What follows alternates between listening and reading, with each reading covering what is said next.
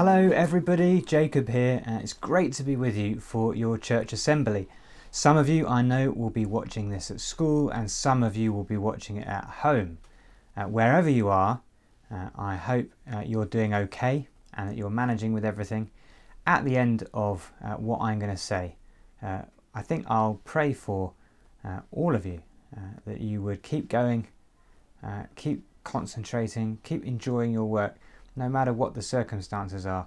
But before that, we are going to think about today's Bible story. And it's all about a time when Jesus was tempted. Don't know if you've ever been tempted to do something a bit naughty or a bit bad, when you felt like you really want to do it, even though you know you shouldn't. Well, God wanted to test Jesus, to show that Jesus never gave in to temptation, and that he would always be good.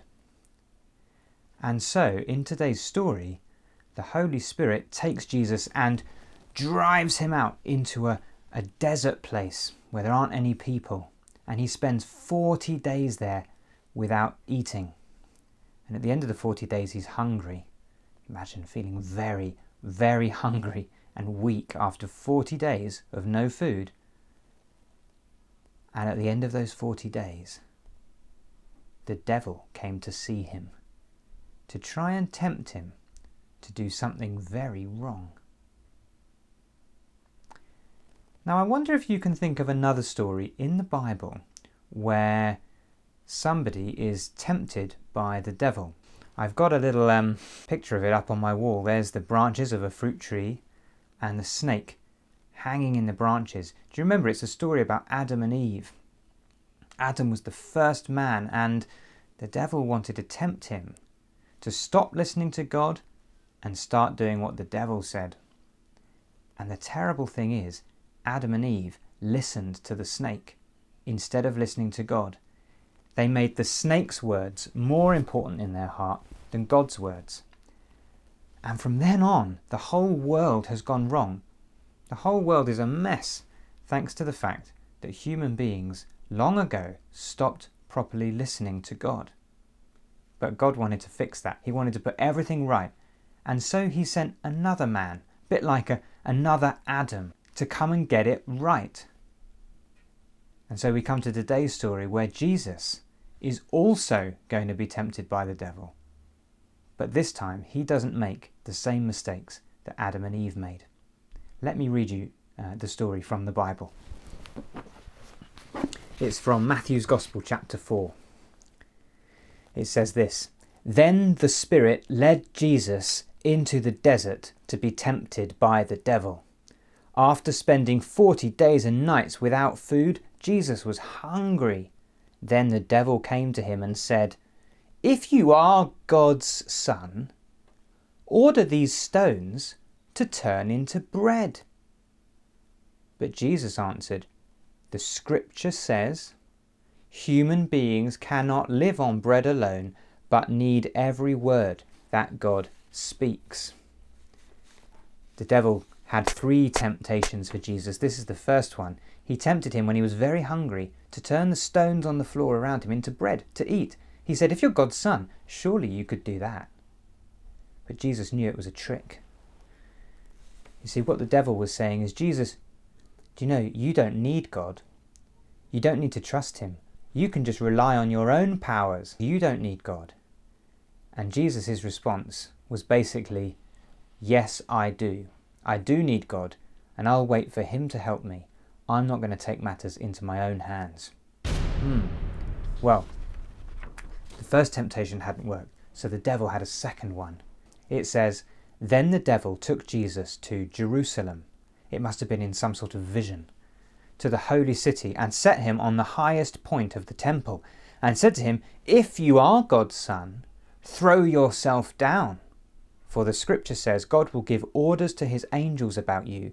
They will hold you up with their hands, so that not even your feet will be hurt on the stones.'"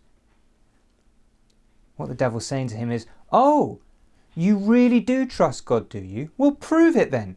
Prove to me that you really trust God by throwing yourself off a high height." Here's what Jesus said. Jesus answered, But the scripture also says, do not put the Lord your God to the test. You see, Jesus says, I do trust God. I trust him by listening to the other things he says in the Bible, and that about not doing stupid stuff like that. So Jesus had told the devil that he trusted God. He'd proved it by saying he was listening to what God said in the Bible. The devil had one more temptation for him to see if he could trick him, like he tricked Adam and Eve. Then the devil took Jesus to a very high mountain and showed him all the kingdoms of the world in all their greatness. All this I will give you, the devil said, if you kneel down and worship me. The devil is saying, okay, so you trust God, I get it, you trust him, but wouldn't you be better off if you trusted me? I could give you everything you ever wanted.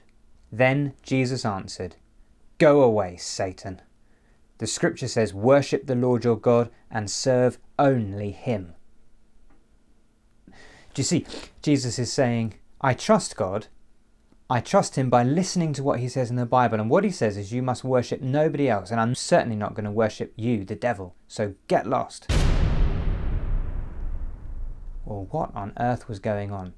The devil has never ever failed to tempt and trick anyone. But now here's a man who he cannot tempt. A man who gets everything right that Adam got wrong.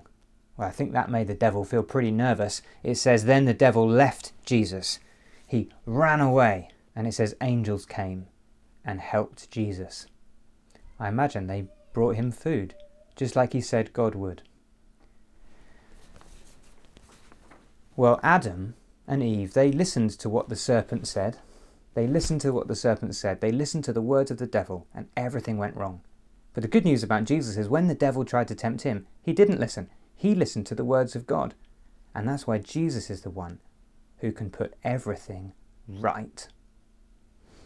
If you've ever wondered about how all the bad things in the world could ever become good again, how everything that's gone wrong could be put right, things like viruses, or arguing, or feeling sad, well, the answer is they can be put right by one person who's never got anything wrong, and that's Jesus. And we're looking forward to the day when he does fix everything once and for all. Why don't we pray?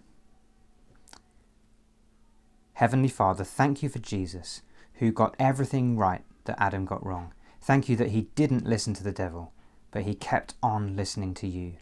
And thank you that that means he can put everything right.